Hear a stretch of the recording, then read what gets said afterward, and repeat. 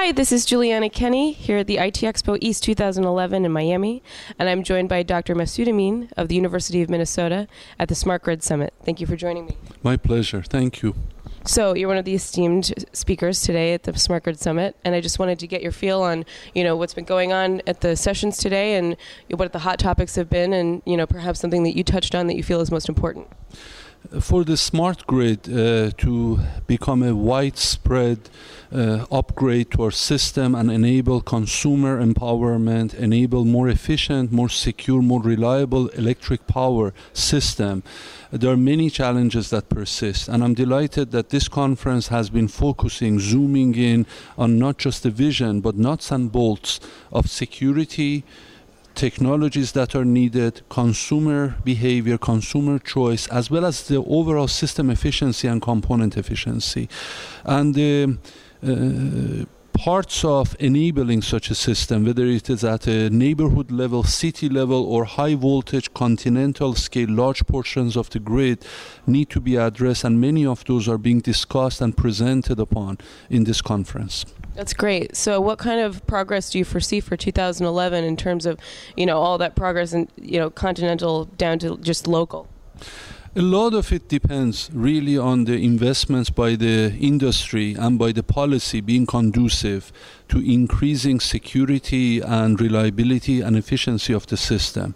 Historically, we have looked at electrons, how many electrons we produce and pricing that, but more thrust toward the quality of those electrons, reliability of those, as well as conservation have been more and more. We see widespread acceptance for those areas. This can be a very exciting year for smart grid because our entire $14 trillion economy in the United States depends on reliable, affordable electrons. So it underpins everything we do. The whole system is valued at about $1 trillion, the infrastructure, and it's a marvel of engineering. However, it has been being used and operated under increasing stress and strain because of lack of investment in the infrastructure itself and also lack of investment in research and development. Our industry spends less in R&D than any other industrialized sectors, with the exception of pulp and paper.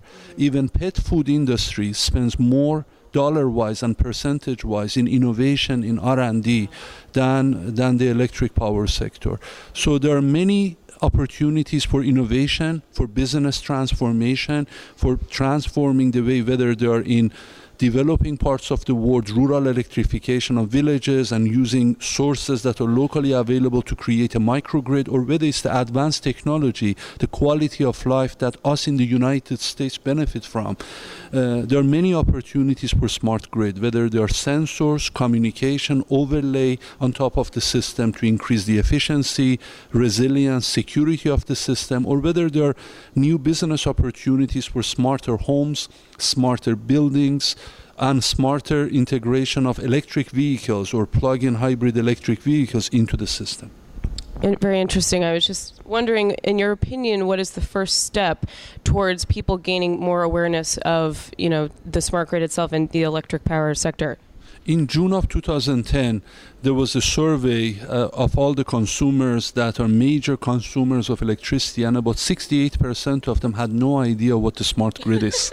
So being able to also articulate it in a way that it's not just a question of, I save $10 a year or $10 a month or $5 a month and I can buy a couple cups of coffee in Starbucks, but what new opportunities, what new services would smart grid enable? So we can go at it from several different directions. One direction would be consumer. Think of it as a Russian nested dolls. The innermost doll is a consumer. What services around the consumer? Some of them, Best Buy and Geek Squad, are looking at actually integrating smart home, smart grid within the ability to make it connected to security systems. So as you're monitoring security of your home, your apartment, you're on travel, you have the cameras that you can connect through your smartphone or your devices, iPhones and so on.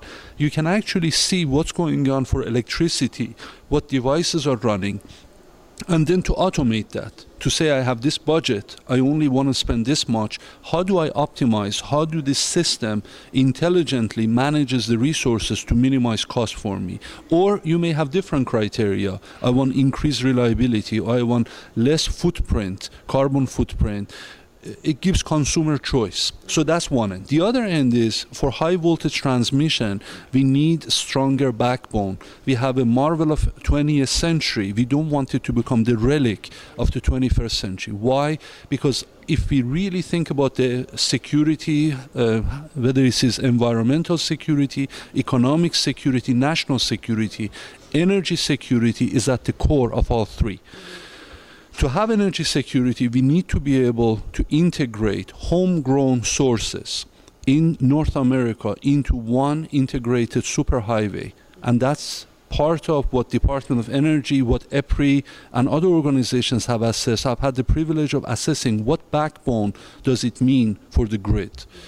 And it can be done. The cost of it is $82 billion for the stronger grid, and that can be phased over a 10 to 20 year period. Smarter grid costs about $160, $170 billion for the whole system, this overlay of sensors, communication, and control devices to increase reliability, to increase security, to increase overall system efficiency, component efficiency.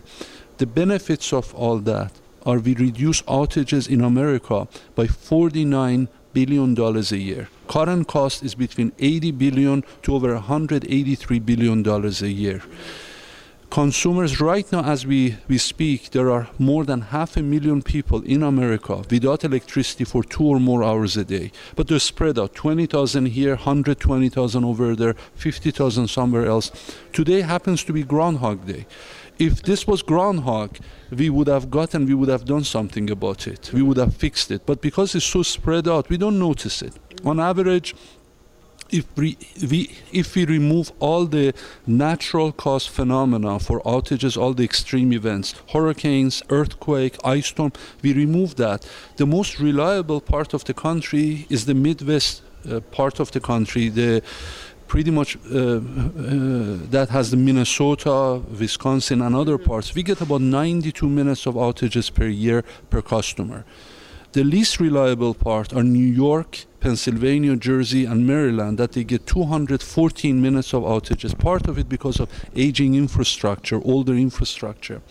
In contrast to Japan, using the same metric, the same measurement, Japan gets 4 minutes of outages per year per customer.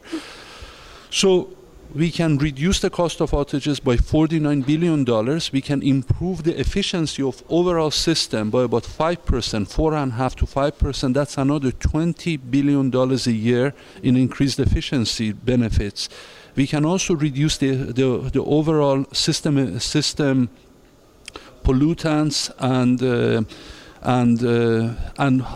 carbon emissions, NOx and SO2 by 12 to 18% according to Pacific Northwest National Laboratories.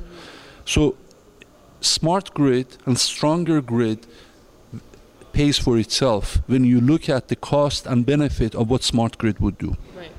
Wow. Well, that's extremely informative. Thank you so much for taking the time to explain that to me. And we at TMC certainly look forward to all of these exciting advancements, especially in the smart grid arena. So I just wanted to thank you for taking the time. My pleasure. Thank you very much. Once again, this is Juliana Kenny at IT Expo East 2011.